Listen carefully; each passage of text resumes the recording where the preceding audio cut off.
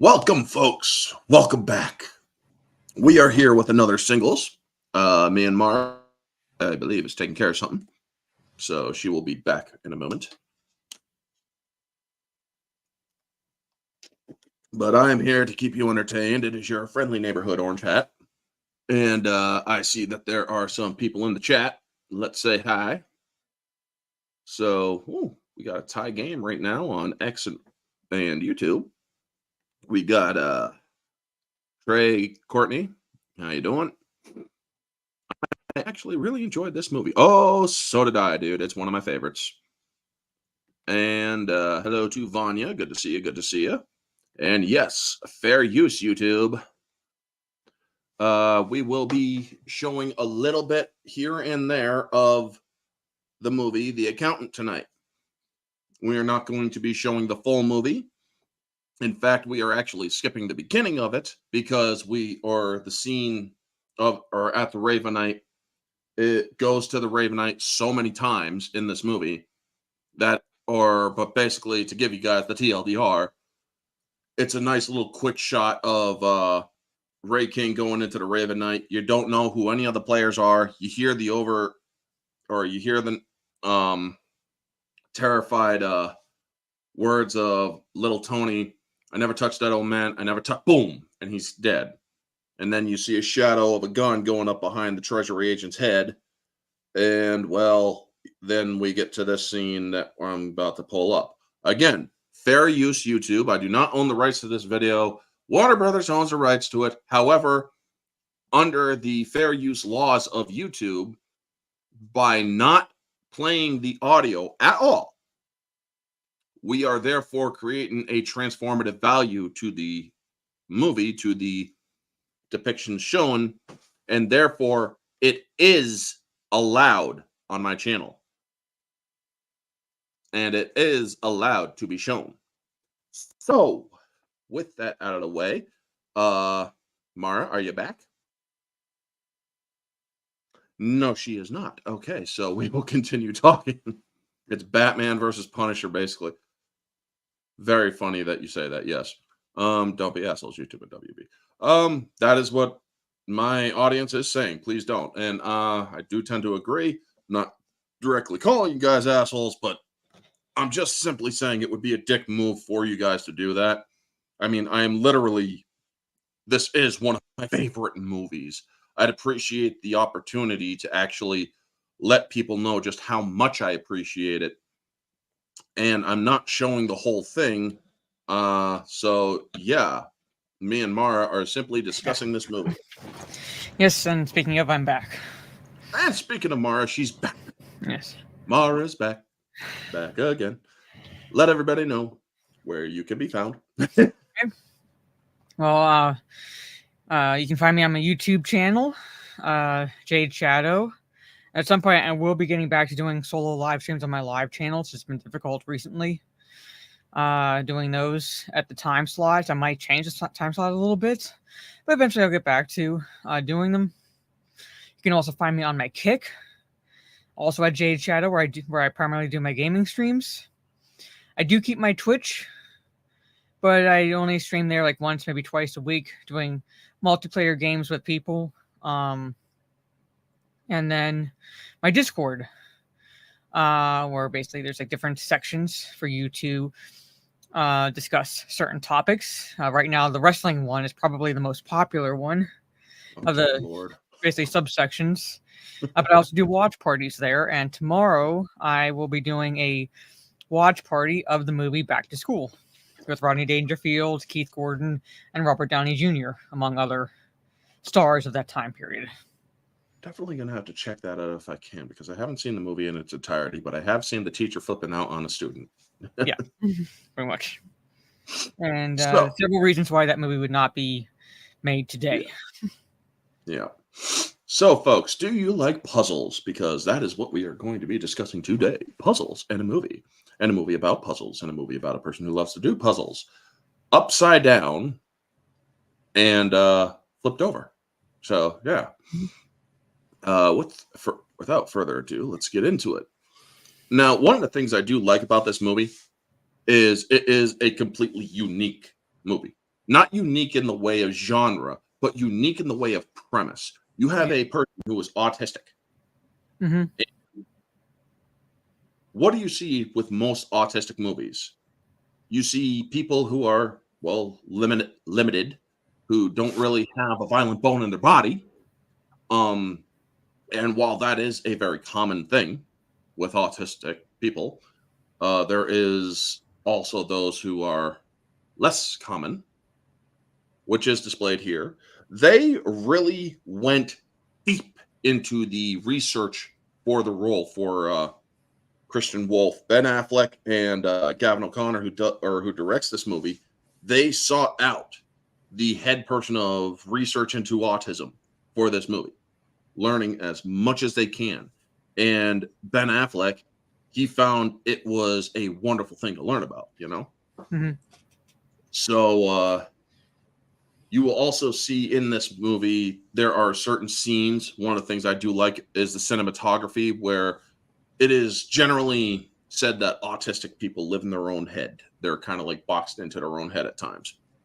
And you actually see that in some of the cinematography in this film, where he is inside of a trailer that he owns, where it's very narrow. When he's at his home, there's a square opening, and they show it there, and several other things. So before we do get started with showing off some of the scenes and whatnot, what was your initial take on the Accountant when you first saw it? When I first saw it, it basically goes along with what you said, where it's like the plot itself really is nothing new. It's I don't necessarily want to say it's a la John Wick, but it very much has that, where it's like, you know, it's a man who is incredibly capable at his job. So I'm just saying, like, incredibly capable at his job. Yeah. We find out, you know, like, and we find out that, you know, what exactly his job is. And yes, he is an accountant. He is an accountant. That is like a legitimate job he has, but it's kind of also a front for another job that he does that he's just as equally capable at doing. And when you combine that with the psychological aspect of he's on the autism spectrum, and specifically, the movie indicates like Asperger's syndrome. Yeah. He's high functioning autistic. Yes, like basically, like, you know, adds a unique spin to it, where there's also a relatively psychological reason, not just that he's capable of the job, but here's why. Partly that he's capable at the job, and that's like based on the qualities that those who are on that spectrum, or that part of the spectrum, can display. Yeah. When channeled properly. Now, it should be clarified, him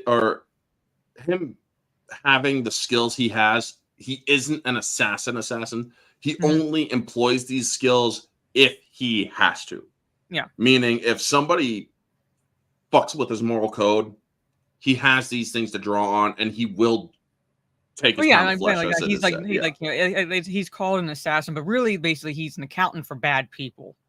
But he does have, shall we say, to borrow the line from Taken, a certain set of skills that he also will employ if need be, because he abides by his a moral code that's like partly of like his own making, and partly of what he was instilled into, like, by his father growing up. Yeah. So also, he will employ certain skills. Yeah. When need be. It is so funny that Mara brings up the John Wick comparison slightly, because, folks, when I first began the Versus streams all those years ago, Versus stream episode 1, John Wick versus the Accountant. And that bastard Lethal Lightning. Yep. His first freaking words: "Women are trash." Yes. I just. Yeah. It's like, Jesus Christ, man. But anyway, I do believe you were also in that one too, weren't you? Yeah, and I want to say John Wick ended up winning, but I do believe it was a close one. It was a close one. It was a close one. But nowadays they want to do a sequel to this so bad. But we got to get into this movie, folks. And I'm going to be going over to the other window where this is showing. So yes, fair use YouTube. We have young. We honestly don't know the character's real name, but we will call him Christian in this, or for the sake of the stream and whatnot. Yeah. He's known, or this is young Christian, and he just poured out a box, and he goes like this. That's his form of stimming or self-stimulation, as it says here on the caption. And you see that you could tell right now that the father has a very structured bearing to him, and the mother is more caring. Body language is another thing that plays well in this movie. And here's the neurologist. And I like that. I'm not a fan of labels, ma'am. And it's like, well, labels aren't a thing, bub.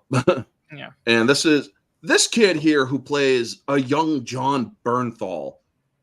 Gotta say, find out later on. Like we just know, Yeah. like at this point we know in the movie we just know him as the younger brother. Yep, his younger brother. And I gotta say, that is brilliant casting because it looks just fucking like him. I mean, you could believe that this kid would grow up to look like John Bernthal. A little bit, yeah. Yeah. But yes, it is not overall revealed until much later in the movie that his brother and him do cross paths. Yeah. And so he's putting together this, or while he's putting together this puzzle, they talk about he wears one shirt, won't let you hug him. They explain a lot of the more commonalities of autism, a lot of the more common traits. A lot of autistics, folks, I live with a person who is autistic, medium high functioning. And he has learned to get through a lot of different things. He's just not, or he has no problem being hugged and whatnot. He hugs, he does that stuff. It's awkward for him. You could tell it is when you try to and stuff, but he has over time gotten used to it.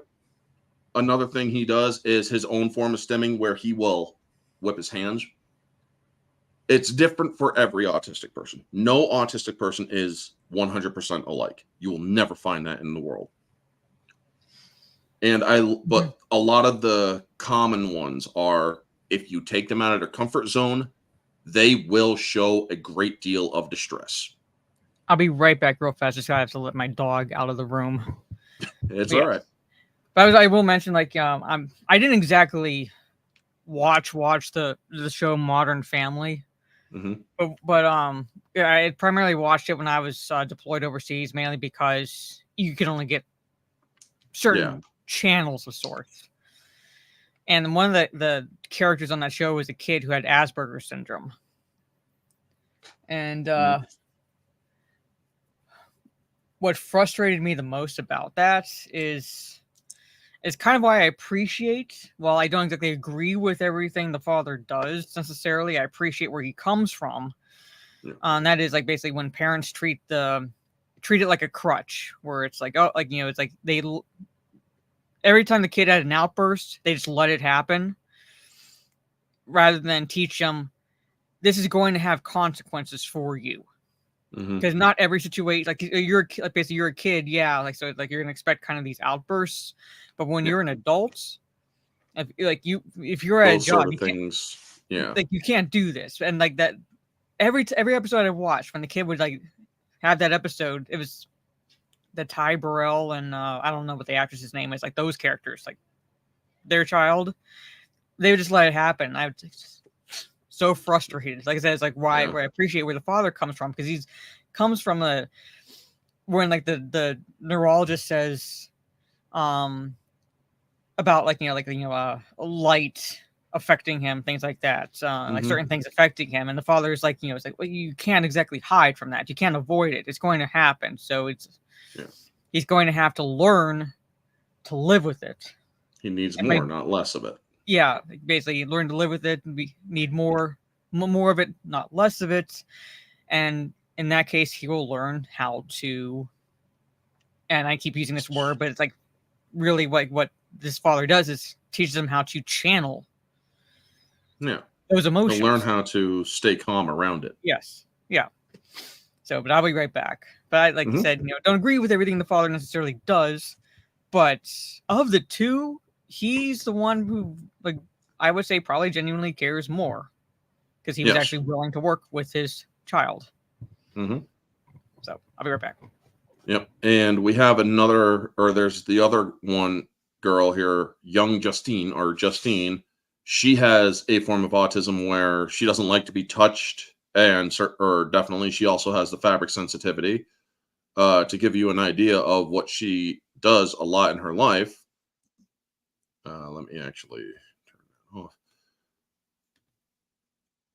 She moves a lot. She can't, or Justine is basically in an overstimulated state way more often. Yeah. I was just talking about Justine. Let me go back she a second. Also, this one. She doesn't like touch. It's like doesn't want to wear her shoes. Nope. And she can't communicate. Talk. Yeah, she can't communicate, and she's overstimulated, or she's constantly overstimulated for the most part.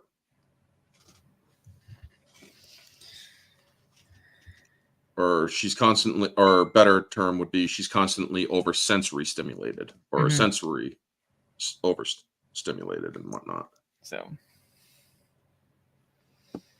But so yes, to show you guys again, this woman just basically gave up trying to put the shoes on her, and she can't. It's just that they don't have a way of expressing what they need.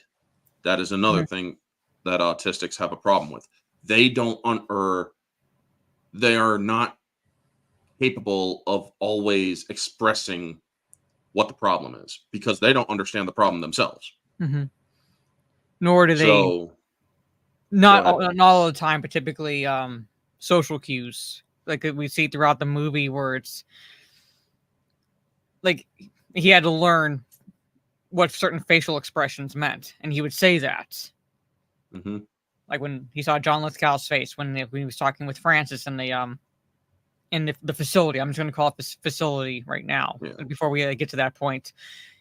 Like he's like, Francis was teaching him, okay, if I'm like this, it means this. It's like he's actually instructing him. He's teaching him body language, or how to read body language and tone of voice, and whatnot. Yes. Now, I want to show a little bit of this. Again, fair use YouTube. There is no audio, so that the audience cannot hear this. But it is going to basically show you what Christian, and it actually does happen with the more intellectual autistics. If they are unable to complete a task, it will bother them to the point where they will have what is known as an autistic freakout, is how I put it. He is looking for that last one piece, and he is essentially breaking out right now. And so they look and they see that, and also Chris here recites the poem of Solomon Grundy, born on a Monday, christened on Tuesday, and such. His brother understands what he's doing. He knows that he's looking for something. She's getting more overly stimulated too, but she doesn't know what to say about it and whatnot. Like she doesn't know what to say about it, but I think it's also because she does sees the piece. Yep. But she doesn't know how to communicate that she sees or where it is. So all she can do is pick it up and hand it to him. Even though it is incredibly distracting for her to do so. Yes. And I just got a little battery charge thing saying this here. So I could just do pop and...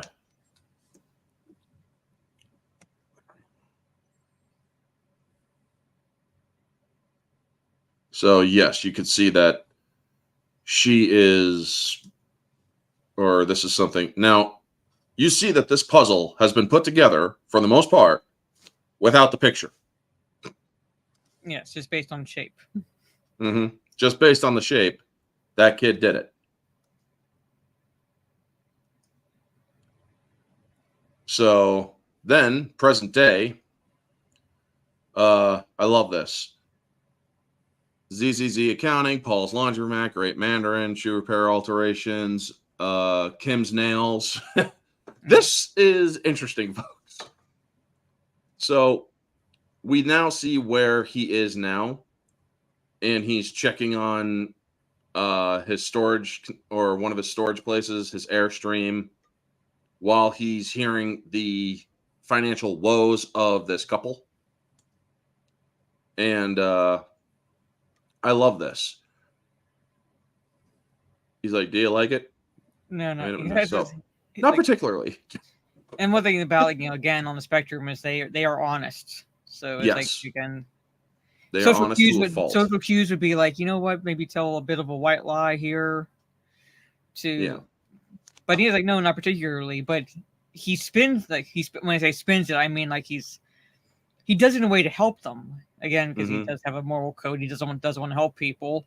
And he's like, okay, well, you make that. So technically you have an at-home business. And so if you drive the truck to get the supplies, you're driving the company truck. You have an at-home office. And he's basically finding these loopholes for these people who've been hit with hard times to help them. And I like that. It's like, what's the approximate, or what's the square footage of her office? Yeah, which is the dining room. And he's saying these are approximately 200, or no, say it higher. Go up. Go up.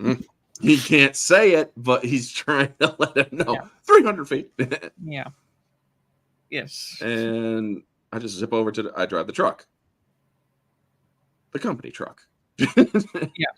I mean, I absolutely love that. So then we are introduced at this point to Cynthia Dye Robinson and Ray King. And I love how he handles this guy of a bank over, or one of those Grand Cayman banks or whatever. And he's like, stop talking. Here's what I want you to do. You're going to do it, or else this and that. And then he just hangs up. And so she's a treasury agent, an analyst, essentially. And he's going through her past here, Mary Beth Ascension Medina. Now, Cynthia Dye Robinson, I have seen her in a few shows here and there. In this movie, she is wonderful in this movie. I haven't seen Rings of Power. I do know she plays in Rings of Power as a race what's her name? Race swapped, Tamriel. Yep, Tamriel. So I'm not even going to discuss that because I do not know anything about her portrayal in that. So I do not fault her. Yeah, necessarily acting wise. The writers. I'm not saying acting wise, she does what she can with the script. I'm still going to criticize the shit out of the show because of the fact that she is a race swapped Tamriel, and the writing is atrocious. But she herself does what she can, and she's actually a decent actress, so I will give her that credit. So yes, okay, according to somebody who has seen it, she is a good actress for what she has and for what she is given. So it's good to know that she still has a good acting and whatnot. Now, he notices, or I love J.K. Simmons in this movie as well. He notices that she has never sought to climb the ladder, essentially. She's been with the police, she's been with Department of Homeland, and with Treasury, nothing but an analyst. Yep.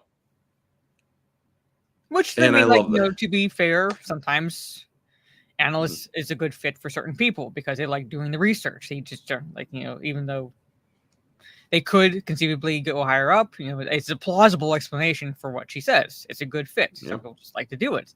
However, we find out, the reason why she did it is because there would require a background check, very likely.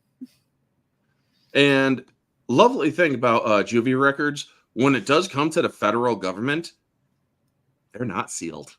No. Especially when you're dealing with things like classified material and whatnot. Yeah. Whatever you've done as a kid is going to come up. because he says, well, you're a liar, Mary Beth Medina. Mhm. And he shows that she was a ward of the state at 17, attempted murder, theft, this and that. And she's like, those records are sealed. And he's like, that a 9mm? Identifying marks is something, folks, that is necessary to when you are arrested. They do take documented photos of identifying marks. Mhm. And I love it. He's like, that a 9mm? 45. She gets up to leave. Yeah. She knows where this is going. And I love this. You better sit your ass back down. And this is a big moment for you. And he Basically, like, right lays now, he's out, the only thing like standing between her, meaning her job, and prison time. Yep. Basically, lying on a federal resume, because she Mhm. she very likely did not disclose certain her certain little details background of her life. Yes. Yeah. And so she has to basically, she's going, or he says, you're either going to resolve this case as he's going through this, or I love this. All of these different photos. And she sees different photos of different people. He is in all of them, or a certain person is in all of them. And always obstructed in one way or another. His face is not clearly shown.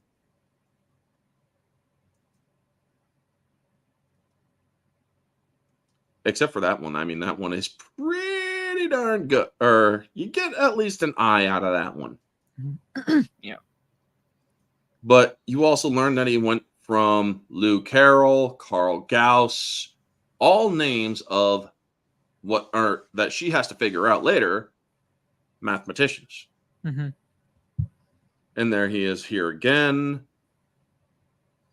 And they all call him our accountant, the accountant, an accountant, what, like a CPA accountant? And so he explains the whole thing. This guy has gone or done accounting for some of the worst people on the face of the planet and gotten out alive. How do you do that? Well, this has been bothering J.K. Simmons for quite a while.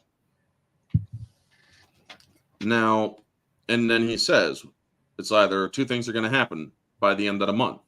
Resolution of this case, or we update your photo. So he's basically saying, I got your nuts in a vice. Mm-hmm. Depending on how well you work here, we'll either squeeze those nuts or, yeah, you either climb the corporate ladder a little bit.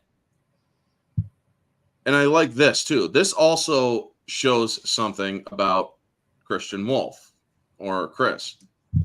He is timing everything right down to the split or to the nanosecond where he enters just inches underneath that damn door. Yeah. Stops just inches in that whole thing. That vehicle is just big enough for the it's just big enough for the thing here. And yes, folks, I'm sorry if you see that or see my overlay here. Let's see if I can fix it. Oh shit. And I do apologize, folks. I'm also doing another thing here, trying to get my thing plugged in. There we go. So it charges up while we go through this thing. So, as I said, there are certain parts in this movie where you see him boxed in, so to speak. That is all done on purpose. Also, for those of you who watch this movie, I want to ask the people who have recently watched this movie. I know that Trey has watched this movie recently. Did you notice that scenes jumping from back to here to there and everywhere, it did kind of almost seem random? Did you notice that? And also, Mara, did you notice that? A little bit. At first. How these, or jumping to well, these at first, like, things, it blatantly looked random because yes, it did not seem to have any proverbial rhyme or reason. Yeah. That was also done on purpose to basically show you how an autistic person can seem to people. It is, or randomness is an autistic person's playground, essentially. When, or if a person like a math savant or an intellectual autistic person, sometimes they will throw nondescript facts at you that you didn't know. Or they will say something that has no bearing on a conversation. Or they will do something that is a part of their compulsion, their autistic compulsion. One of the things that my stepbrother here does a lot is when he is hearing a conversation, if he hears something that he can relate to, he feels compelled to express what he has gone through or what he has experienced around that conversation. And yes, sometimes it can be bothersome, but it is also something that is really not something that can be changed. So we roll with it. We just let it happen, It's not something that you can change out of a person who is autistic. You can't, or unless they are young, like Christian was at a young age, where his father basically gave him structure and allowed him or guided him rather roughly, admittedly. However, it did allow him to overcome a lot of his limitations. But yes, I like this scene here because it just, or you see, he has one set of silverware, one plate, one pan, or a couple pans maybe. Mm-hmm. And this is also another thing. OCD, very big with autistic people. And also his stimming. Mm-hmm. It's all a part of it. So he's looking, or let's see here. We then get to this bit here. I have to essentially show you guys. I have to play it a little bit. Remember that his father says he needs more loud noises and bright lights, not less. Mm-hmm. Well, he is blaring the radio. He's turning off the light. He's creating all the stuff, and he is basically allowing it to, or it's blaring loud, almost loud enough to disturb the neighbors. So I'm guessing he has inputted sound buffers into his home, or soundproofed his home. Yeah, I would hope so, given the loudness. But he does that for about 20 minutes. 20 minutes on the dot. Yeah. Yeah. And 9:41. Now, there is the question here. What is he doing with the rod? Is he massaging his leg? Is he getting rid of blood clots? No. That is actually not what he's doing. What he is doing is he is making himself as uncomfortable as he can to keep himself adapted to situations. So he's creating friction against his leg, and he's having bright lights and loud noises. And we then he also goes back mentally into a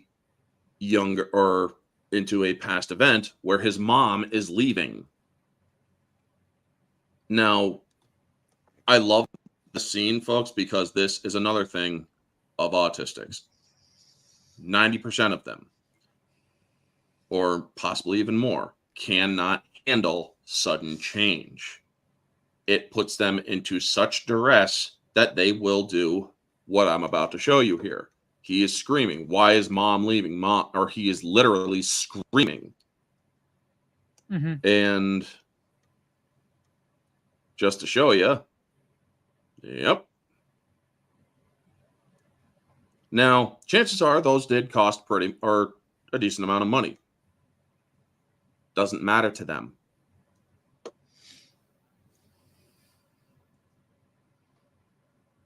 I mean, look, so what are your thoughts on this scene? So, well, one initial thought in this scene is because you hear the mom saying I think it's like she was the one saying we had help. Yes. Meaning, like when they were meeting with that potential neurologist therapist. Yep. And the father didn't want to do it. Yep. So when she said we had help, I would be like, no, you had people that would have taken care of your child. Mm-hmm. You I'm not trying to make you had a crutch. Mom sound crutch. I'm saying I'm not trying to make mom sound like she's a bad mother or anything like that. But I'm like, no, you were essentially handing your child over to other people.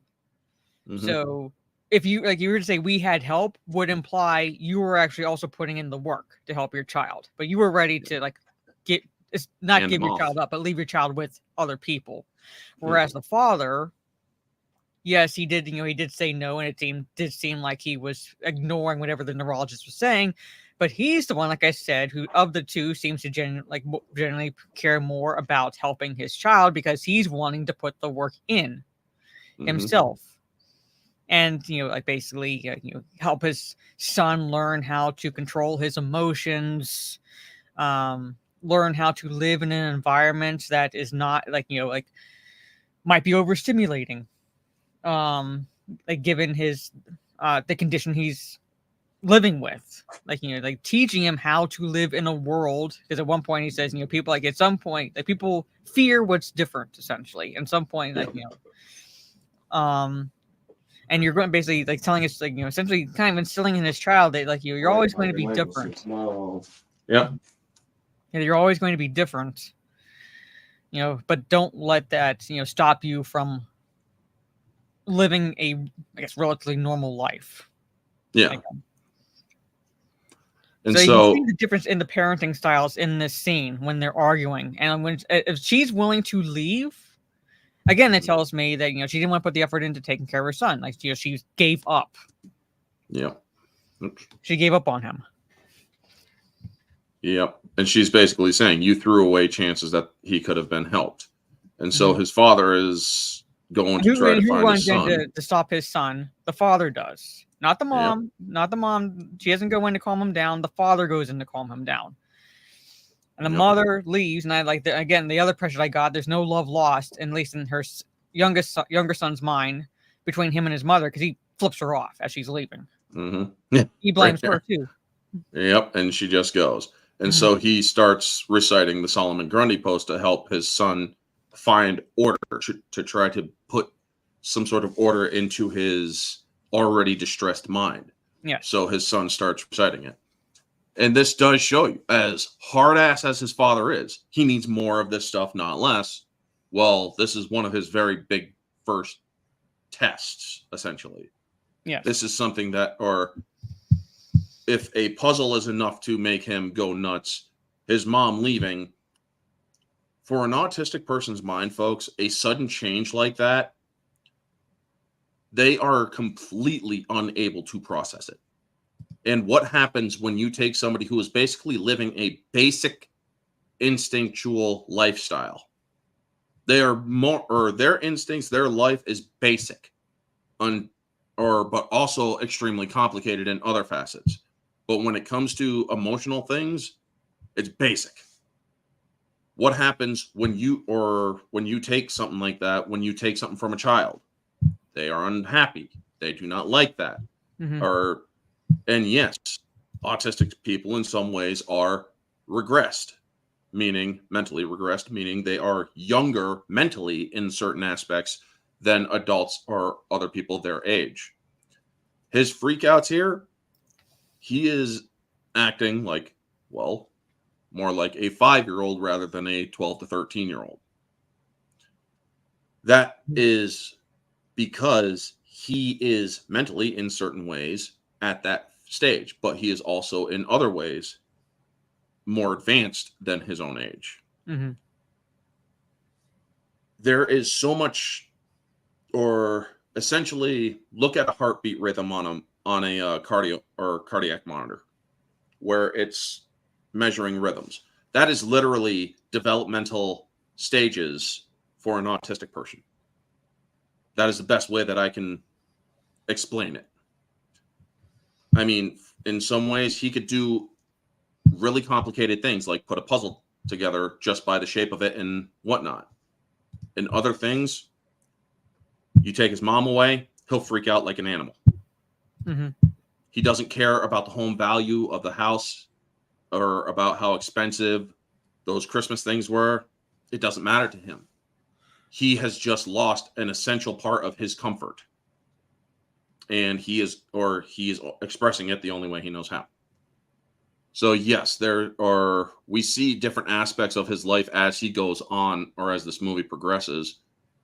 And we get to the plinking, or we see him come out of his trance or out of his reminiscence in 20 minutes exactly. And what is the medication that he takes? I believe it's Zoloft. Yeah, it's Zoloft, which is, I believe, an antipsychotic or a relaxant. What's the word? Sedative or sedative, so to speak. Mm-hmm. So then we see him down at the house, or that couple's house. And I love that. He's like, it's got to be like a mile out, not on my best day. Now, he has a 50 cal BMG, the 50 BMG. I love that rifle. Also, I looked it up. Yep. Each round is $3. Each round, not a box of rounds, each round. And that's insane, but also understood why too, because of all the manufacturing costs and whatnot that goes into it. Now, let me see if I could find the melons. Let's see here. Oh, he's also doing math and other work while he's shooting, which is nice. Now, yes, there it is. These are the 3 emotions he is feeling, or that he has been dealing with. He's sad. He is confused. He is indifferent. Mm-hmm. Now, also, let's go back to the neuroscientist guy. Let's see here.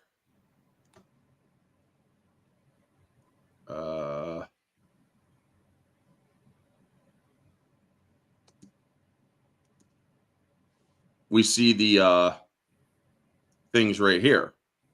So this is a nice thing that comes from that place. So it seems that you do know that sometime he had visited them and actually may have stayed there for a bit. Mm-hmm. Which is nice. Yeah. So then we get to this, and I love that. The guy is like, looks like somebody's been seeing too many Westerns. Mile out, not on my best day. Boom. Now, by the way, folks, it's the real sound they used in this movie. When you hear the sound waves and whatnot, yeah. Also, he had to train himself not to blink when he was firing. Most people, when firing a gun, blink. Unless you're trained not to. And I love that. He waves to it. So then he goes to his storage container. And I love this freaking storage container. I mean, folks, this is any red-blooded American's wet dream. Well, the money doesn't hurt either. No. But a lot of foreign currency, art. I mean, I believe that's signed by George Lucas. Yup. The official Luke Skywalker lightsaber, signed by George Lucas. art paintings. And you also can see the thing right there.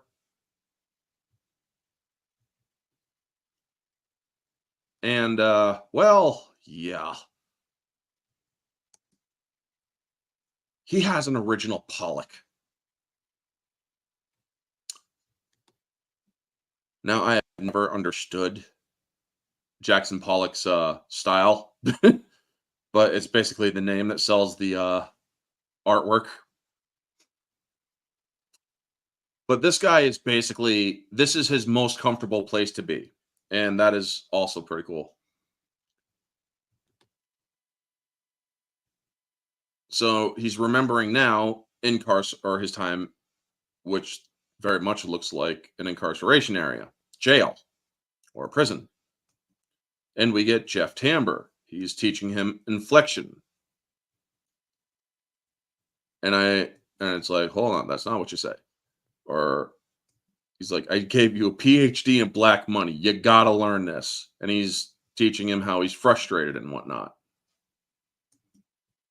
And then they do lights out. And when they say lights out, take it from somebody who has been incarcerated.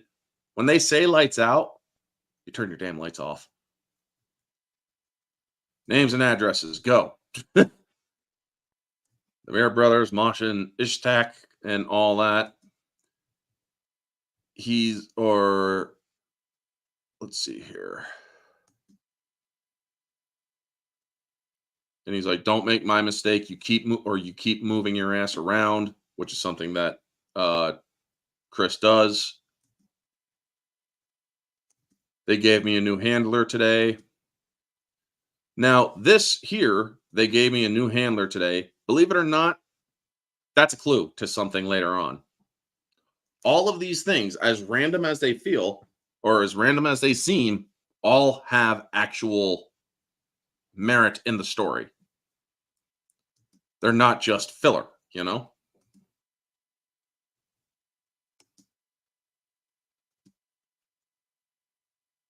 Now, let's see here.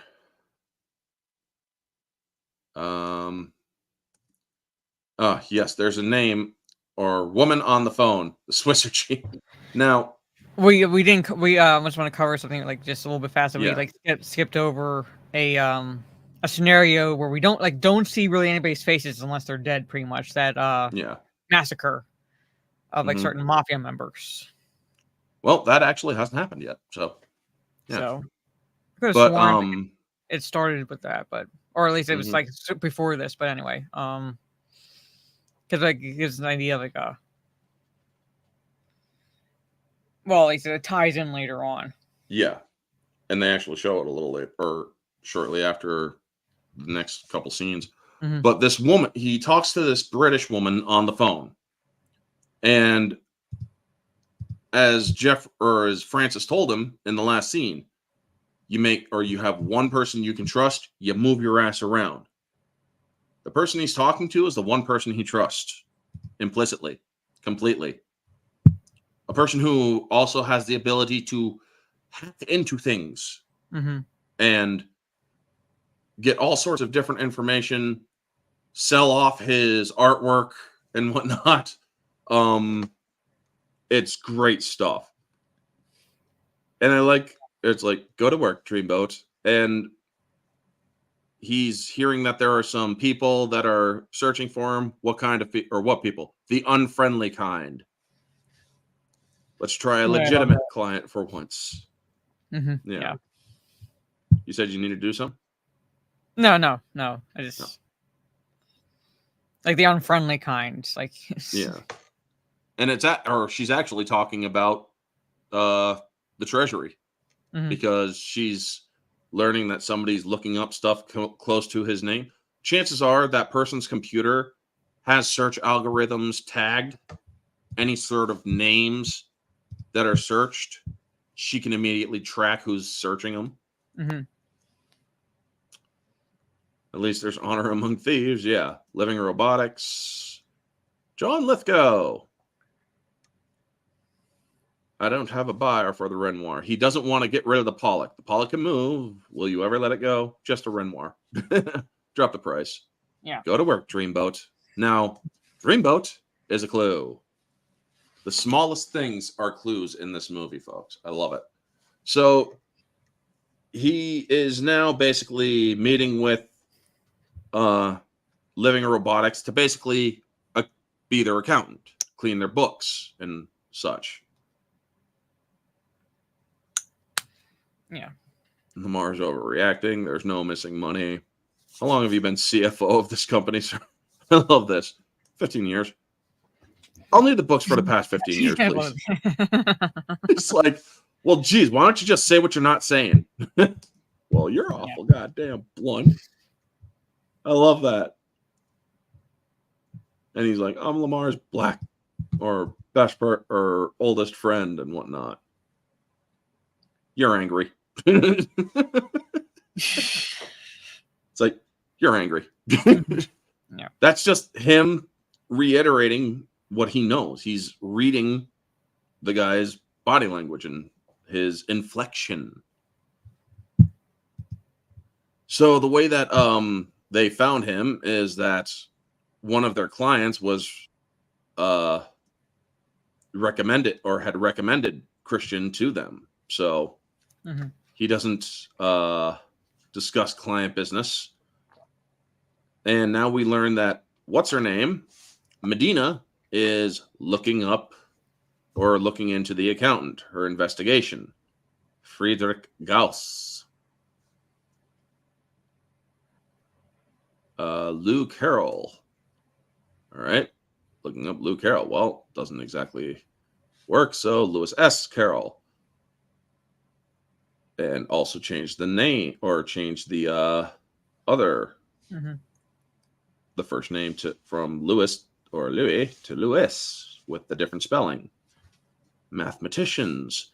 Now she thinks it's a dead end at first. I love that. So now she's going to try a new avenue, base mapping. So while she is on the hunt, shall we speak, he meets with Lamar and he's like, just do what you got to do, you know? And then we get introduced to John Bernthal. So I do like this scene. Yes. I love that. Who the fuck do you think you are? Do you even know who the fuck I am? It's like Simon Dewey. Yeah. And it says Brax. Yeah. Founder, CEO, Dewey Capital. So this is Punisher before Punisher. Yeah. I have kidnap insurance. You obviously know that. I love this. Like, now you don't interrupt someone. Like, yeah. I mean, it's like, you don't interrupt somebody. And then he goes hogging again. You let me hit you in the same damn spot. But this guy apparently is shorting stock. Now, I have seen this movie a bunch of times, folks. I didn't put it together until the last couple times that I watched it. Apparently, this guy here actually has something to do with connections to Living Robotics. Apparently, part of his companies are subsidiaries and also have partnerships with Living Robotics. And this guy is basically shorting stock and creating false narratives about his company to give him money while basically screwing over hardworking laborers. Yeah. So, this is our introduction to Braxton. And he's like, pensions are being used up, but you'll stop now, correct? Which company? Wrong answer, Simon. Look, genius. It's like, oh, damn. That's the same spot, Simon. Why would you let me hit you in the same spot? Also, he set his gun on the dashboard here, as you can see, and the guy's been eyeing it a little bit here and there. So he's like, we're shorting multiple different companies. Well, it's like, short one, you're going to have to stop shorting them all.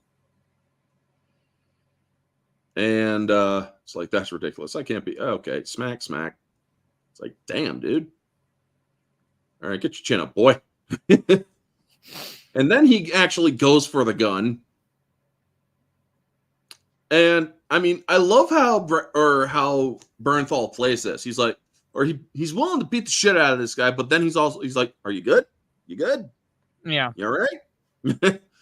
And that's about it. So then we get Anna Kendrick here, where she has no idea about his autism. So this whole conversation is just so awkward because, like, do you have any questions? I have no questions. Okay, so you want to make your own assessment? Yes, thank you. Yes. I mean, it's just really super awkward. And we also see that there's there's investigations. And let's see here. She's learning that about the facial map came up with results of a Ravenite, which happened at the beginning of this movie. He lifted a steak knife from an Italian restaurant down the street, kills 2 mob enforcers, goes in, kills everybody else with their own gun, and then kills a mob boss with a single kick to the head. Kick to the head. Yeah. As a fellow once said, and we find out later. In the head. Yeah. Yeah. How? Yep. When I say how, I mean like a plausible explanation for how he had the skill to do that. Yeah, that's not something you can easily do. Like, you would have to hit just the right spot. Yep. And it's like, oh shit. I mean, yeah. So he kills those guys with a knife, and then takes their gun. So he's not even using his own gun; he's using one of their guns, and kills everyone inside. Mm-hmm. And you get a little bit of a facial ID. Yeah. And I love that. What the hell have you gotten yourself into? Yeah. Now, let's see here. There we go. That thermos, folks. What can dent a steel thermos, one will ask. Her name is Anna Kendrick. Mm-hmm. Well, just an old thermos. That thermos comes to play, or the story behind the thermos comes later. I love that. And so we get another awkward moment. I mean, these awkward moments are fun, but they're also enlightening a little bit too. Mm-hmm. But we do gotta continue going on. So I like there's like just a touch of levity in that scene. Like, if there's awkwardness, but she's talking about how her dad was an accountant and he had one of those dorky pocket protectors. And he's like, I have a pocket protector. And he shows her. Oh, well, yours is very nice. His was dorky. His was dorky. She's trying to kind of backtrack and kind of a little bit what she's saying. And I mean, and she also went to school for art. And she's like, not that dorky stuff like dogs playing poker. I like dogs playing poker.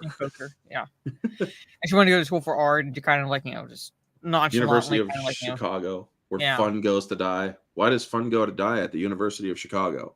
Oh, no. It's just an expression. He doesn't understand that, No. But I love this. I mean, I wish I could just play this, but we would get the stream pulled. He is about to go completely mathematically ape shit all over this office. Well, yeah, just to the point where he's not only using the whiteboard there, but he's actually writing on the glass pane, windows, and door. Yeah, but I absolutely love this. You basically are understanding how his mind goes or works. It's a brilliant expression of how his mind works, how quickly he can read things and whatnot. Going through the numbers, tossing markers as they end up dry and whatnot. Also moving so he can stay loose. Because let me tell you something, folks, when you have to do stuff like that, your body can get real freaking stiff. all over the walls or the Yeah. windows. I mean, it's like, holy shit.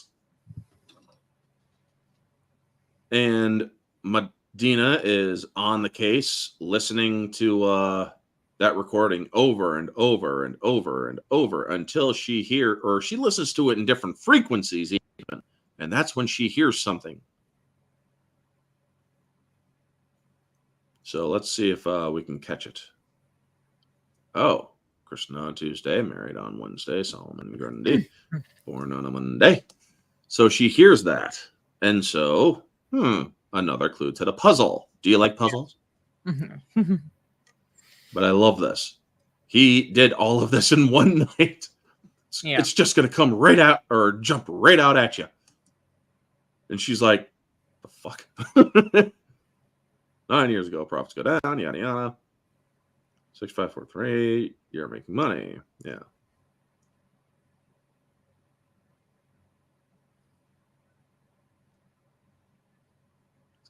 Second number in each sequence is a 3. I went through these ledgers for months and I got through one fiscal year. You did all of this in one night. Yeah. I love that. You went through 15 in one night. Yeah. Now, let's see here. Oh, yes. I love it. You're needed wherever it is I'm paying you. Yeah, you're needed in wherever it is I'm paying you to be needed in. But she's looking at all of this. It's like, oh, dear Lord, this is going to be a nightmare to clean up. Yeah. So, yeah, she asks him, well, he's doing final little bit of mathematics. 61,679,000, give or take. That's how much money was so far stolen from the company. Mm-hmm.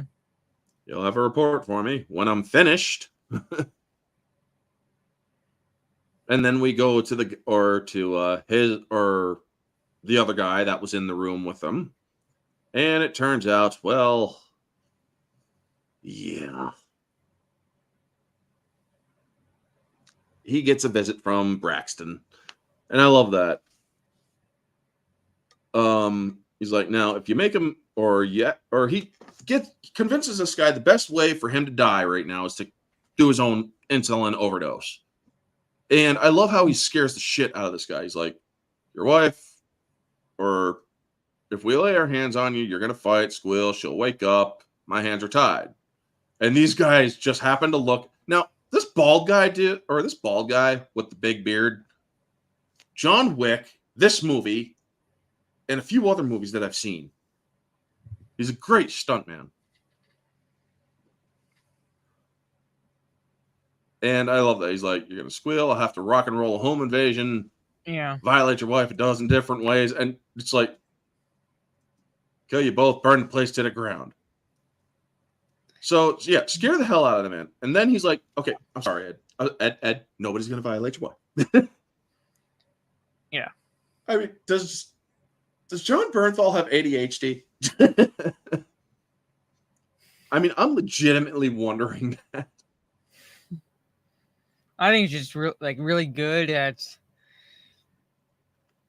essentially playing a psychopath, but coming across as someone like you're like, I like you like. Yeah. Nobody's gonna violate your wife, okay? Yeah. I mean, physiologically, it's a non-starter. But I do love that. Or sometimes I just say shit, sample what comes out of my mouth. Mm-hmm. Oh, see that there's again the levity where it's like, he knows full well what he's saying. He knows full well what he's saying, but like he does like shit like this. Yeah.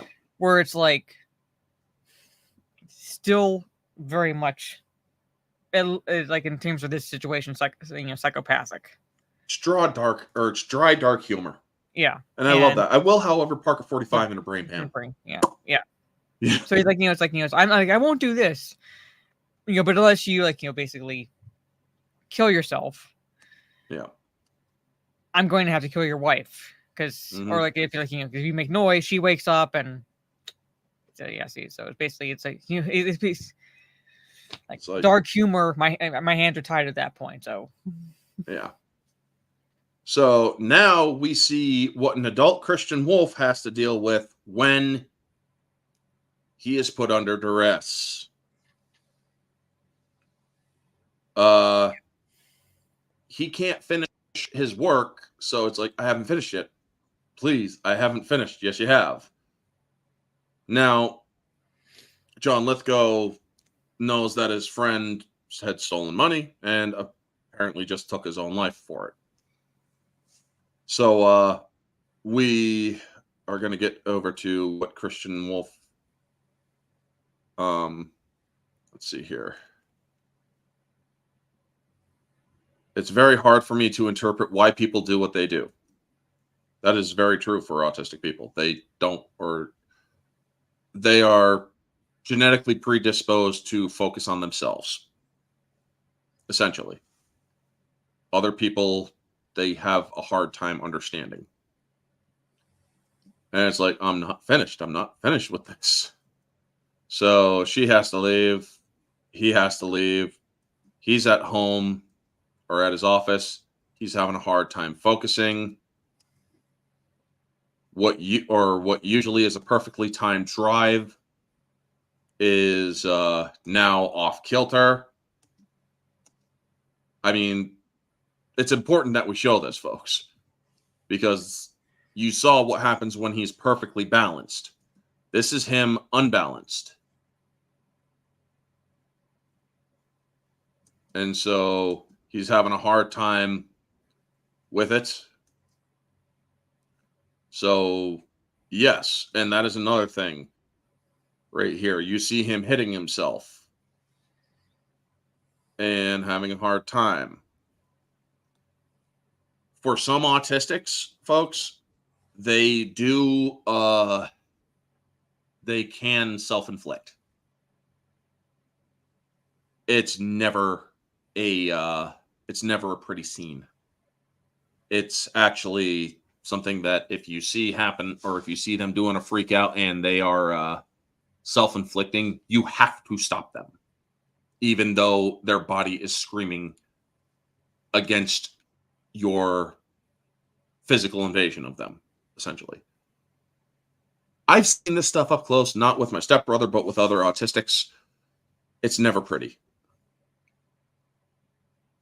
And so he's remembering that time when his mom left. He throws his bottle.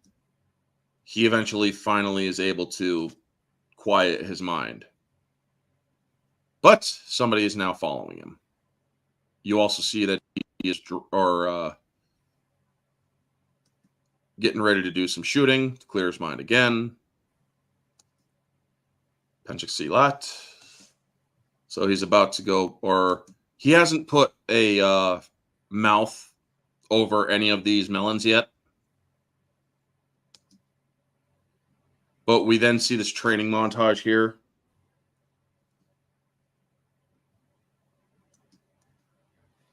yeah. So they're in Jakarta. Now we know. And the master is like, whoa, dude. He's knocking these kids he's knocking these kids around, and he's like, that's enough. And it's like, tomorrow's another day. They have done their best. If that were true, you'd be covered in blood and snot, not them. And I like how this master is unwilling to continue until he hears what the father has to say. It's like, aggression, correctly channeled, overcomes a lot of flaws. Tapping into that aggression requires peeling back several layers of yourself. Mm-hmm. Yeah. And he tells him, it's like, it's your job to peel. And he tells his son, get up. And I like how the boys are getting ready again, and the kid speaks Indonesian. Mm-hmm. It's okay, keep going. So these guys are at this couple's house. And it's like, We could have just took him out at his home. This guy's not too sure about it. So let's see here. 3 melons. Something has made him very happy. What do you think made him happy, Mara? What do I think made him happy? What has made Christian Wolf very happy in a high-stress situation? You know what? I was wondering that again, like when I was like watched that, because I noticed the smiles, and I'm like, in this case, in a high stress situation,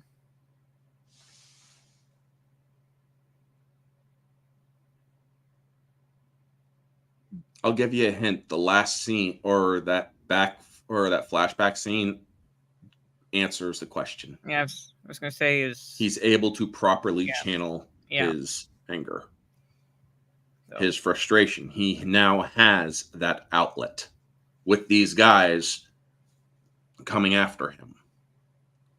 And I love this. Yeah. It's like, again, a lot of crap. It's like, oh, shit. I love how you don't see it. And I'm like, you know, just because, like one thing where like he's getting like his head blown, essentially almost off with a 50 caliber shot. The guy's head is a melon, essentially. There's pretty much no head left almost at that point. So no, there isn't. And I love how you don't see it; you just see that. And I love that. It's like, okay, we're gonna get out of here. Boom, boom. It's like, fuck. Okay. Christian has now taken not only one guy, but now he's also disabled their vehicle. So, okay, pull your truck around. Yep. And I love this. Ben Affleck had to put on muscle, but he couldn't get overly jacked for this film. He actually had to lose body mass in order to fit the description for this film, but still have enough strength to lift a BMG or 50 cal BMG and fire it. By the way, folks, don't know if you know this. Those are heavy. Yeah. Let's give you I know for a fact that they are heavy. I don't know exactly how much, but how much does a 50 BMG weigh?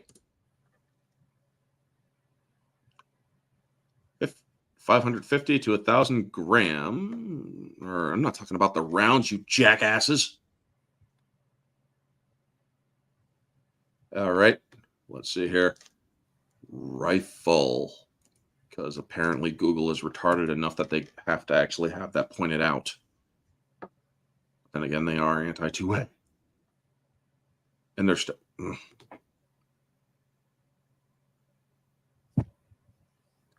Come on. Work for me, you stupid thing. 28.5 pounds unloaded. 10 round weight capacity fully loaded puts it up to about 30. So, yes, a 30-pound gun. Take your standard 22 rifle. Oh, 3 pounds, 5 pounds, depending. Shotgun, 6 pounds, 7 pounds, 8 pounds, maybe. 50 cal BMG, 30 pounds, fully loaded. Probably a little bit more. That's the it's scaling. Like, it's not like basically him hoisting it up like that. It's not easy. Yeah. Not to mention the kick on one of those suckers. Why do you think people are... All right, let me put myself up here, folks. I'm going to remove the thingy just for a little bit. Or you see that triangular barrel to the 50 cal BMG, right? Yeah. Off to the side of those things, nobody is allowed to stand, because that is where all of the gases are being forcefully expelled out of it. It's a compensator, essentially. It is you stand, or 6 feet is the minimal safe distance on each side of those 50 cal BMGs being fired. Mm-hmm. It is highly recommended you don't stand to the side of a 50 cal BMG, because guess what? You can literally hurt yourself in a very bad way. Because the amount of pressure is also, when blown outward, is also concentrated. I have seen a person, or I've seen what they've done, putting fake hand things, hand molds and whatnot. They show you what happens at 3 feet away. You could find this stuff all over the internet. When they fired one of them, the hand was shattered. Bones broke and skin flying and all that stuff. It's not pretty. So getting back to it, we get this fight, this nice little chase, and he's kicking the hell out, or we get this fight here. These two are forced to watch this. It's like, well, that is a nice knife, by the way. But yeah, this guy is in John Wick. He's in The Accountant. What was the other movie that I've seen him in? I love how he uses his belt. Yeah. Because it literally anything can be a weapon. Mm-hmm. I like this. Pulls it. Boom. It's like he's like, the fuck? Now, all they know about this guy is he is an accountant. Yeah. So I love what he's like, what the fuck? Why am I having a hard time fighting this guy? Why does he have a 50 cal BMG taking out our car, popping my dude's head, or my boy's head off? What is going on here? Yeah. Now, I like this practice. Yes. Camorra, which is the Italian mafia. Juarez, Mexican mafia. Gambino, Italian New York mafia. You understand the rules. Well, left pocket. Kill you both. That's all I know. And by the way, Dana Cummings is also another person that needs to die. Because she's the one who noticed the initial leak, just couldn't figure out what was happening. She's a liability. Yeah. So he breaks his neck, and I love it. Nice tattoo work, by the way.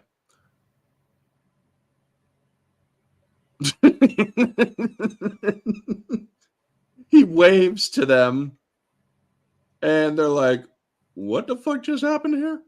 So now he's on the run. Hello, Dreamboat. Dennis in danger. Current vehicle, F-150. Virus to Triple Z. Reassigning license and VIN. Anything else? Or it's like straight to the trailer, hook it up, disappear. She is not your problem. The voice or the woman on the phone is basically like, she's not your problem. Let her go. Well, he can't. You know? This is a person that mathematically has bonded with him in a way. Yeah. So,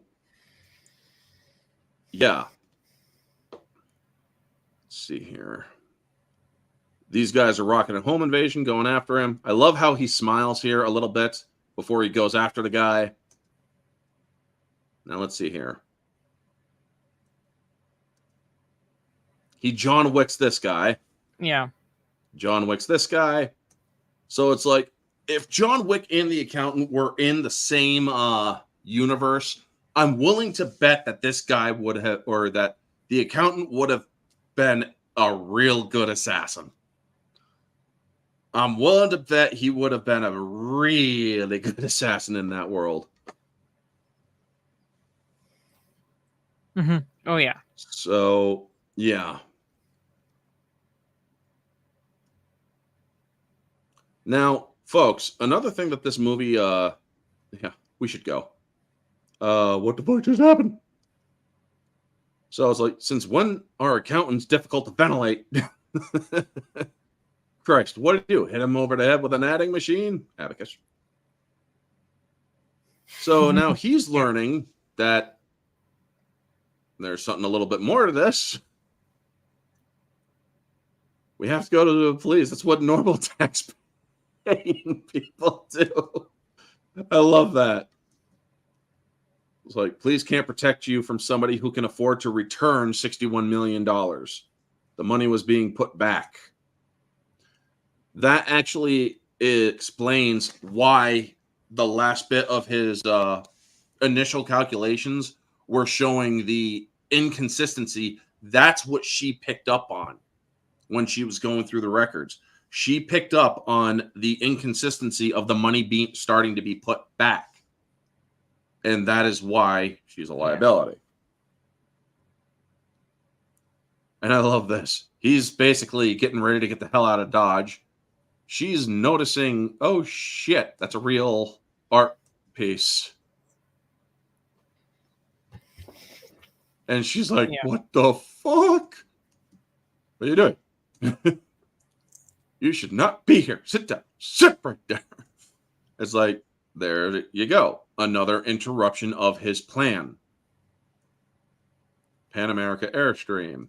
Now, folks, this Airstream, there is a physical one, and then there was a set constructed where they allowed it to, it does look compact, but they have to, or if you go into a real Airstream, obviously you can't bring a freaking film crew in there.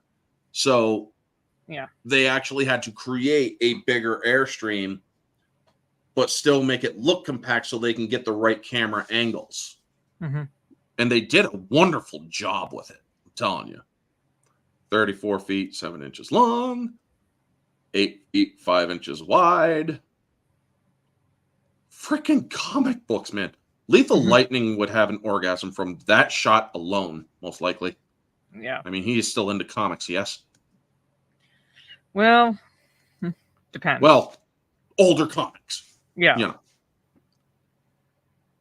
I mean, I know that one of his prized possessions is the Bruce Wayne Wang comic that he has. The Batwang, yeah. Yeah, the Batwang. Dimensions which are perfectly adequate for one person. Preferable, even. I love this. This is where you live? No, I don't live here. This is a storage unit. That would be weird. That's what would be weird. I'd like to spend more time here. However, I'm afraid some of my clients might follow me. You know, kind of like what they just did. Why would your clients follow you? You're an accountant. I love this. These questions are all very good questions. How do you know what to do here? Why are you prepared for this? Yeah. Plus, this is on wheels. I can hook it up and be gone in 12 minutes. Usually. I mean, I love that. It's like, sarcasm. Is this sarcasm? It's like, no, it's not sarcasm. I don't use sarcasm. It's irritation. That is something that they don't use. Autistic people cannot fathom sarcasm at all. It can sometimes be bothersome, folks, especially when you're trying to tell a joke. And unfortunately, with autistic people, I myself have to deal with this because my stepbrother and sometimes.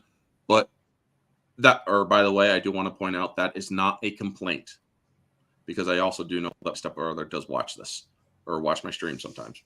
It is not a complaint. I love my stepbrother. He's an awesome kid. But they don't understand sarcasm. They don't get it. So when you do tell a joke, you have to basically explain it is a joke, because they take it literally. They have a hard time understanding humor. So it's like everything in the world that is important to me is in this trailer. And right now changing. Yeah. And what does she notice? Tell me that's not an original Pollock. Yeah, it's an original Pollock. Yeah. Yep. So now she is looking up people, and one of the orders she was given when she began this investigation, no other Treasury personnel are to be involved. So she has to use her own contacts in order to do this investigation. DHS, FBI, police, and whatnot. So FBI language services is unusual, or 4 of 6 annotation patterns. we use to define American English. Out of curiosity, was your subject a trauma victim? I love that. Mm-hmm. Yeah. You indicated on your submission that this occurred in a high stress environment.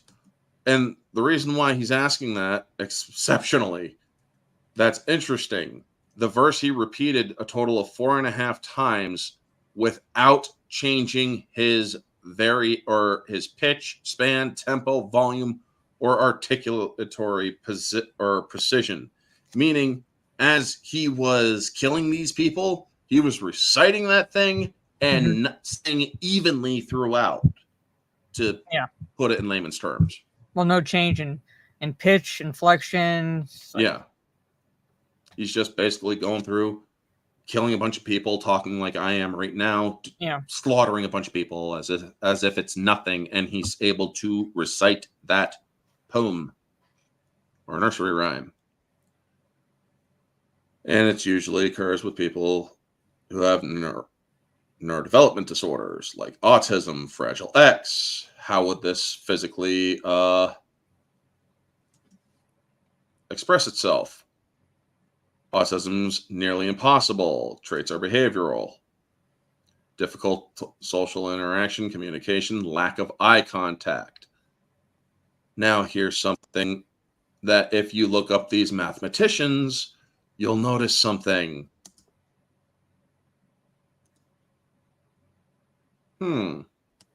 Interesting that none of these mathematician things, or none of these mathematicians that Christian Wolf takes names of, have ever had a portrait in which they look directly at the person doing the portrait. And it is also believed that a lot of these mathematicians had some form of autism somehow, or some level of autism. It's believed, it's not proven, though. Yeah. You can't prove it. But it is something interesting to think about, wouldn't you say? So, yes, I mean, like you said, it can't be proven. It's just, you can only really speculate right now. Mm-hmm. However, it kind of makes sense given, like, whatever pictures you find. Again, they're not looking at the person, either taking a picture or anything like that. Yep. And so he takes her to an extremely expensive hotel. I also loves like cheaper hotels with scratchy towels. So yeah. And so this is another guy that's helping her, and it's like, what do I get out of this? If you help me find him, I'll see what I can do to get you out of here. Mm-hmm. So she's now on the case. She is now figuring shit out. She's quickly picking up on it. She has no idea that this guy might be autistic, but I love this. He orders up all this room service for her, but his mind is still going a million miles an hour trying to figure shit out. Mm-hmm. Yeah. And so she asks him, are all those paintings real? Yes. You didn't buy them at auction, didn't you? They're a form of payment. Yeah. I love that. This dude did forensic accounting and got a freaking Pollock, which is, folks, on average, Pollocks are millions of dollars. And so while she tells the story about how she wanted to get her perfect prom dress and how she learned how to count cards, she was good with mathematics. She never played a hand of blackjack in her life until she went to the tables and then lost all her money, but won at the slot machines and managed to get a dress from Vera Wang. But this is a part of the movie that I absolutely love, and this is why. They didn't do the romance thing. Yeah. Now, yes, it is very possible for autistic people to have romantic relationships. My stepbrother had a girlfriend at one time, but it didn't work out. Other autistic people, they can have relationships as well. It all depends on their neurological development. Can they have the the relationship and not have it interfere with their personal comfort areas. So, let's see here. His father was an officer in the Army psychological operations. So that actually understands why his father was the way he was. Yeah. He understood psychology to such a degree that he could use his own training to help his son. Yeah. He was concerned that I might be taken advantage of somehow. So he arranged me to train with a number of specialists. I mean, I wish I could play all of this longer than I have.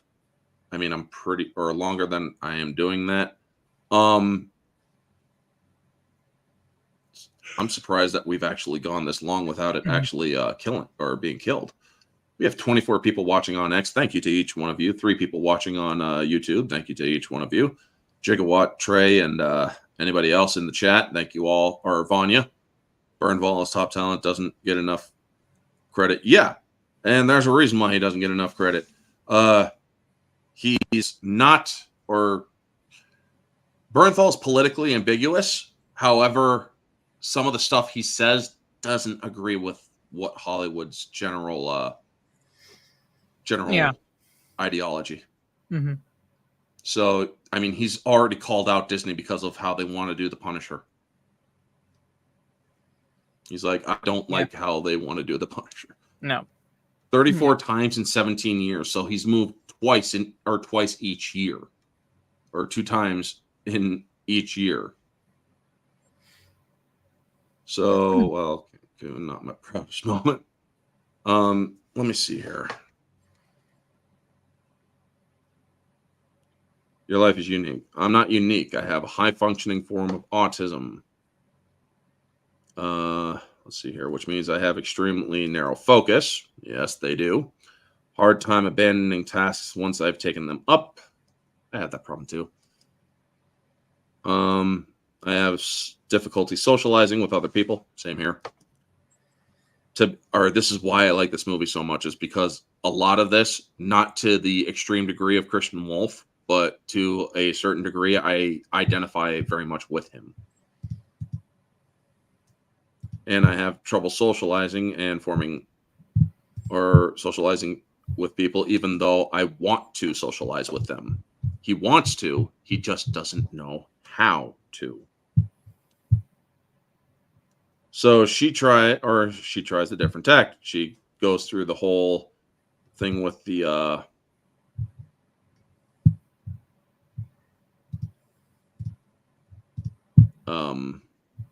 dress. Only wore the dress one time. Awkward silence. I like that. And she asks, Chris, why are we here? And when I saw this bit here, I thought to myself when I was first watching this, oh, great, another fucking obligatory sex scene coming up, which would have been creepy because of the age difference between Ben Affleck and Anna Kendrick. A little bit. Yeah. I love his response. Like, cheaper hotels with scratchy towels. Yeah. It's like, this place has good water pressure. And she's like, the 7-Eleven or the Holiday Inn Express in Aurora has good water pressure. Yeah, but those towels are scratchy, and I wanted you to like it, or I wanted you to like it. So she's getting ready to lean in with the kiss here. So it could potentially get to that bit when he finally picks it up. Crazy Eddie Antar and the Panama Pump. Which, if you look it up, folks, that was actually a real thing. He figures out what Living the Robotics company was doing. Basically, they were trying to stealing from themselves to boost stock value and putting money back into the company to boost stock value. Yep. And unfortunately, she found out what they were doing inadvertently. Yeah. They went public at $8 a trade, and then, or each stock, and then we're trading a year later at $75, raining cash. And they're taking Living Robotics public. Yes. But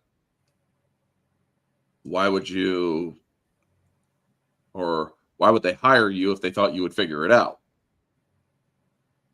Don't know. Got to figure that out. I'll have to ask her. And I love this. What's her name? Still, basically, it's like, whatever Rita involvement, it's not your concern. Mm-hmm. Why are you freaking protecting a woman you've only known a week? And she tells her, I worry about you. I like safe. I like you safe. If I don't do something, Dana will die. Risking your life for a girl you've only known a week. Why? I love this. Heavy sigh. Yeah. That's basically what she's doing physically, but she or her machine, or, well, you'll learn later. I don't want to spoil this bit, but you wonder why she says heavy sigh all the time. You'll learn later. Mm-hmm. Now, this is such a great shot here. He's tracking Bernthal, and Bernthal turned. I love that. It's like 2 warning shots, enough to get this guy, or enough to alert people around with the car alarms. It's like, well, shit. Okay, yeah, this guy is whoever he is. So then he goes in, finds Rita with a 45 parked in a brain pan. And yeah. So overnight, these guys are finally found out who it was by finding ZZZ Accounting, which was the same place that he or Christian Wolf worked. Virus to Triple Z, which was done earlier by his trusted advisor. So she finally found out who the accountant is. And I love that. It's like ZZZ Accounting. Christian Wolf, Carl Gauss, Lewis Carroll.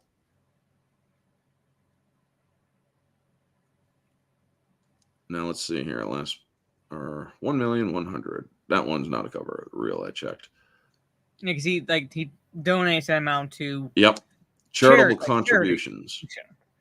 And we find out what that charitable contribution is. Yep. Or where it goes.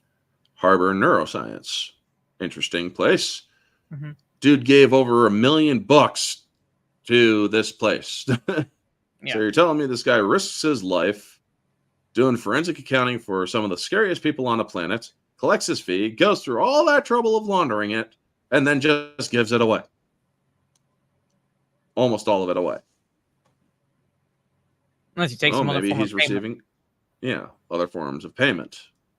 Yeah, art. Yeah, possible, yeah. Pack a bag. We're going to Chicago. Now, I do love this moment, or this scene here. He's basically, his mind is going everywhere trying to figure out shit. And yes, there is a possible love connection here. However, I'm so glad that it don't show any more of it than him thinking about how it could be a possibility. Because believe me, folks, if they had done it, or if they had turned it into a romantic scene, it just wouldn't have fit the movie at all. I really don't think it would have. So now he's going back into this situation where he was bullied out of school by these kids, by these 4 kids, and he's basically explaining to him, maybe you would enjoy waiting on a schoolyard sucker punch. Life is a series of choices, none of which are new. Oldest is choosing to be a victim, or choosing not to. The other, or family first. Good times are bad, you stick, or family sticks together. So his father is basically making him choose whether to go after these kids or stay in the car and be a victim. Yeah. And he tells them, it's like, they don't hate you. They don't like you. They're afraid of you. Sooner or later, different scares people. You're different. Victim or not, make a decision. And I like how you actually see him thinking about it. In his mind, he is going through all of the variables. He has most likely made several different choices of how the fight goes, what to do in the fight, what will happen if he stays in the car. Mm-hmm. That is all going through his head. And or you don't even have to understand it. You just know that that's going on. So now the choice is made. Boom. And, well, now you see that the brother goes to help. Well, he doesn't just go to help. The father tells him to go. Tells him to go, which I was saying, basically the fact that the brother did it without hesitation not only tells the audience that he listens to his father, but he has his brother's back, because he literally chases down a kid who's getting away. Yep. Now, folks, I do acknowledge that it is probably not the best form of parenting. I mean, he basically, due to the unique circumstances of his son, is teaching his son to channel his aggression and his frustrations properly. Morally speaking, it's not proper. You are teaching this kid, or you are teaching your son to beat on others. But I do understand his reasonings. He doesn't want his son taken advantage of. If these kids continue to beat on his son will just continue to take it until he is taught to not let people do that to him, to fight back. Yeah. And how it's okay to do so, even if you have to be the one to throw the first punch. Unfortunately, that is a flaw. An autistic person won't know, or might throw the first punch in the wrong situation, which actually happens in a scene later on.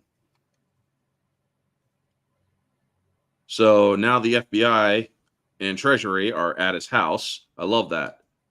The single form of silverware. Most of the shit is empty. Yeah.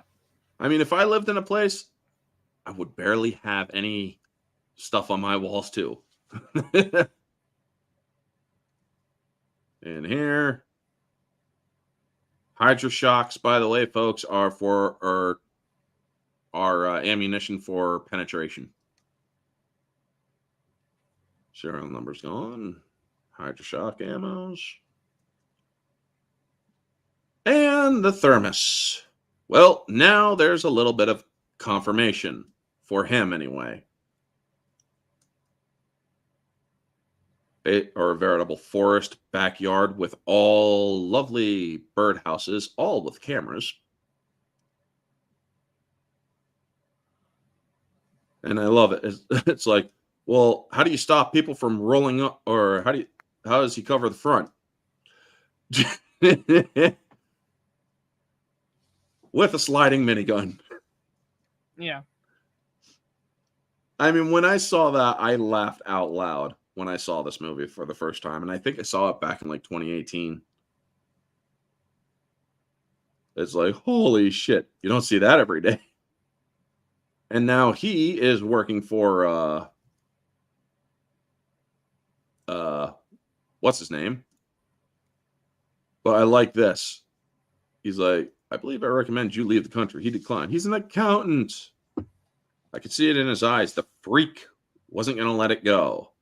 That reaction there, I love what it's like, what is he thinking? You know?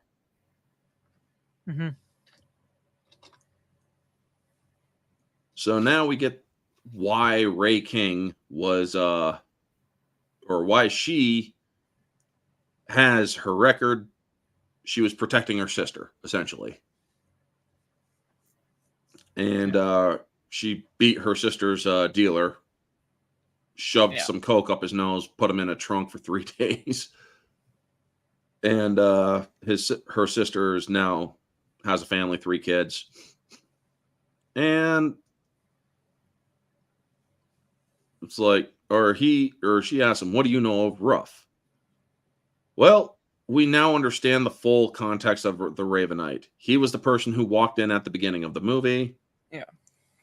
He was tracking Tony Bazzano. And that's when, boom. Oh, shit.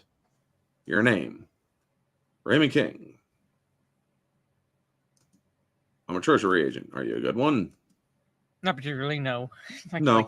They fully Not particularly. Not particularly, no. Is that it? Kids. I got kids. I'm a dad. I got 2 kids. Grown. Oh, shit. This person's smart. Yeah. Yes, they're all grown up.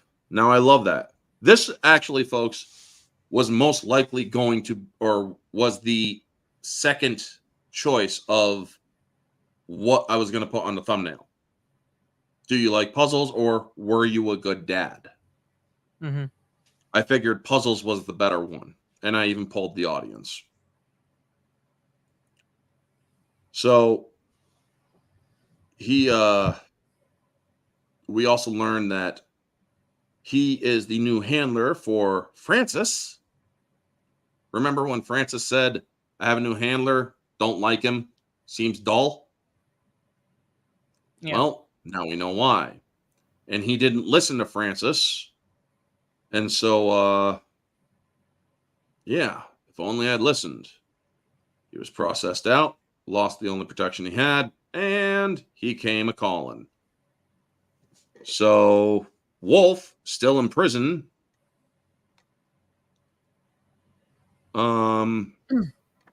learned why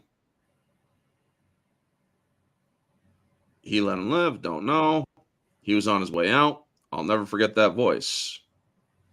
Do you like puzzles, Raymond King? The same voice that talks to Christian Wolf, by the way. She tells me she works for the accountant and that there's a shipping container packed with Chinese nationals. Months later, a ton of uncut Juarez cartel product is entering Miami. So, yeah, you know all those forensic accountings that he does for those people? He also turns on them. Yeah. That's why he's constantly on the move. If they violate his moral code, he turns on them. The Juarez cartel, he did their accounting, and now he also just freaking put them out of business going into Miami or their Miami cell. Yeah. All those cases you put together. Smoke and mirrors. So who is this accountant? Military prison. Army led him to track out Qaeda money launderers. Did the work of 5 men. He looks good with a beard. I'll give him that. Mm-hmm. And how he met Francis. And let's see here. He had learned why Francis hadn't called and written. A guard basically gave it to him, or the guard basically told him in a very asshole-ish way. So that's why Wolf snapped, went after the guard, fractured the man's skull with a thermos, then escaped from 3rd floor window. Took the thermos. So that's why he has a thermos with a big dent in it. Yeah. Because he swung it with such ferocity that he caved a dude's skull.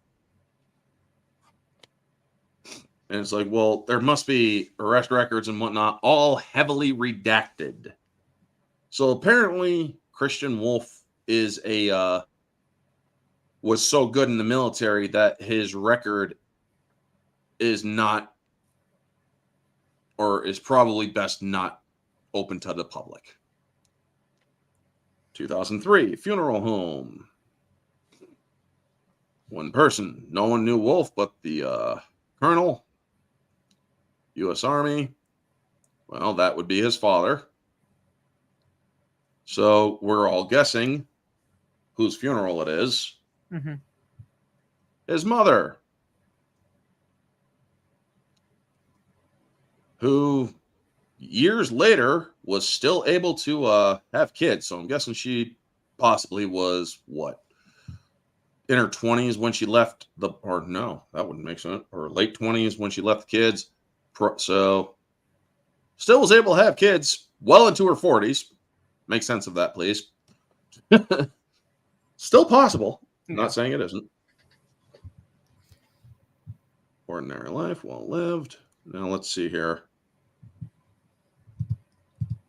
Deputies respond. Barney Fife scores off the boy. Hold on. Alrighty. So this here is what triggered Wolf. He saw his father was under duress. So immediately he is surrounded by 3 people and he starts a fight.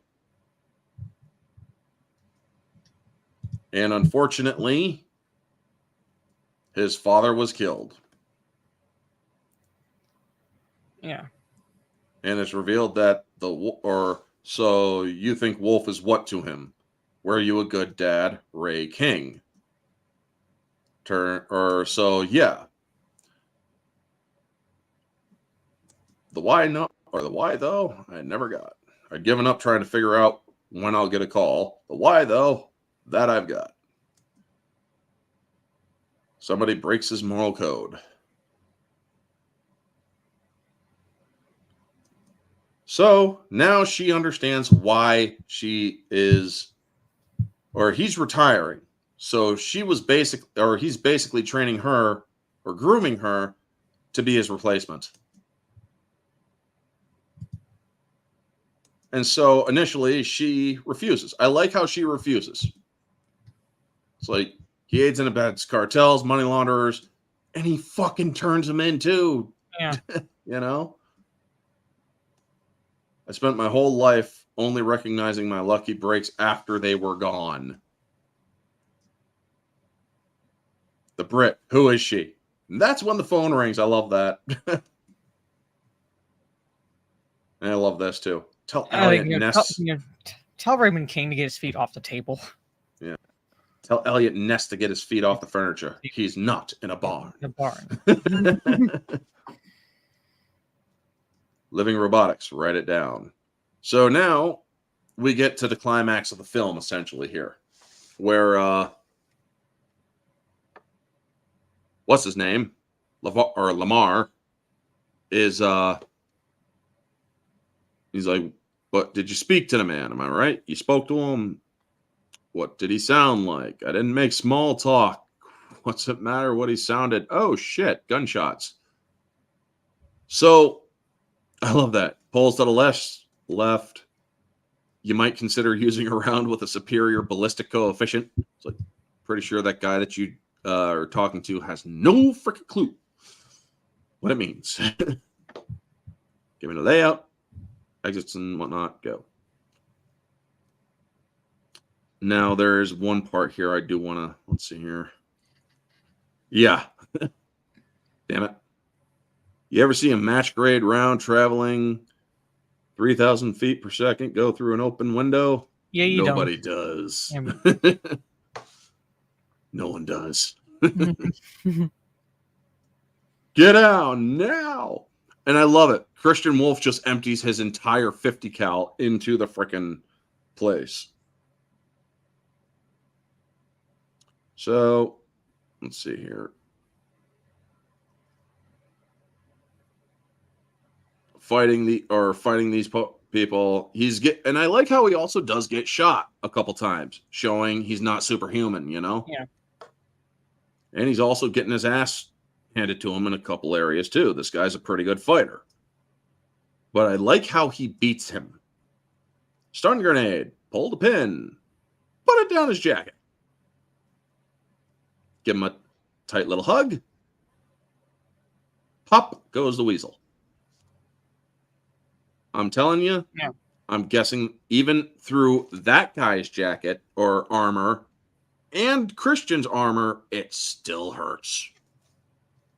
I mean, I'm guessing that guy's chest. Yeah.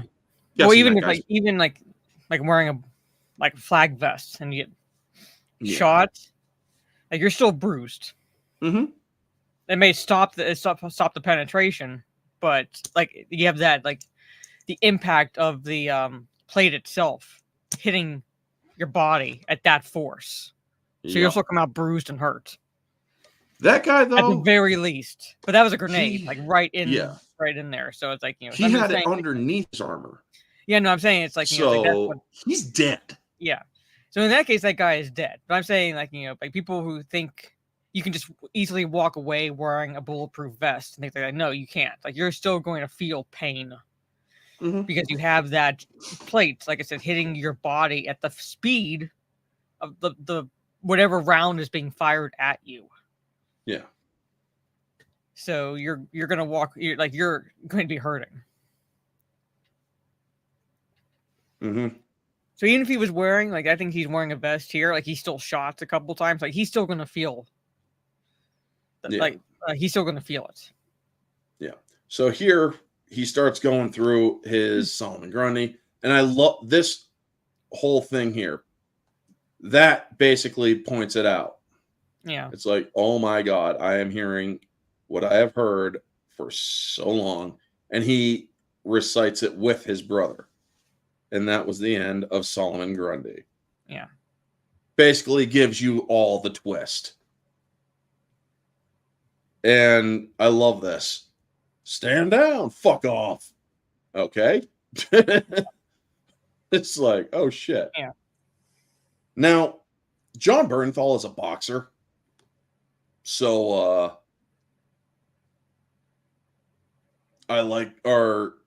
he also had to teach Ben Affleck exactly how to block against boxers and whatnot. And I like this fight here too, because you see that Wolf isn't fighting back.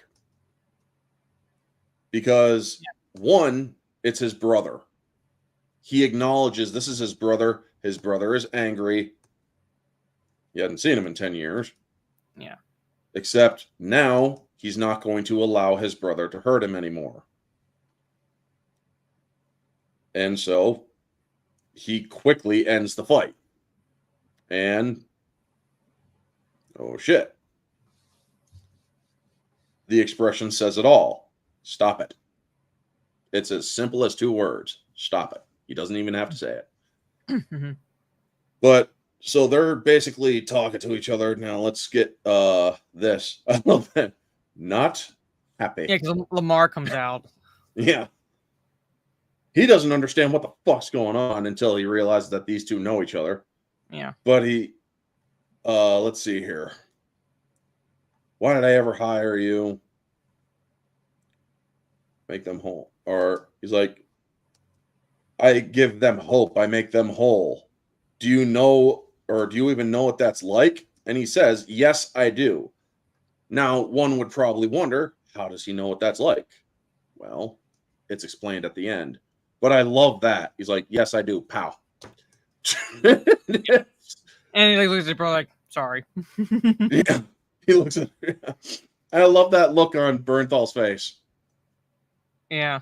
It's like, the fuck? Sorry. Just killed my client. Sorry. I missed you. I mean, we got to get it going here, folks, because Mara does got to go.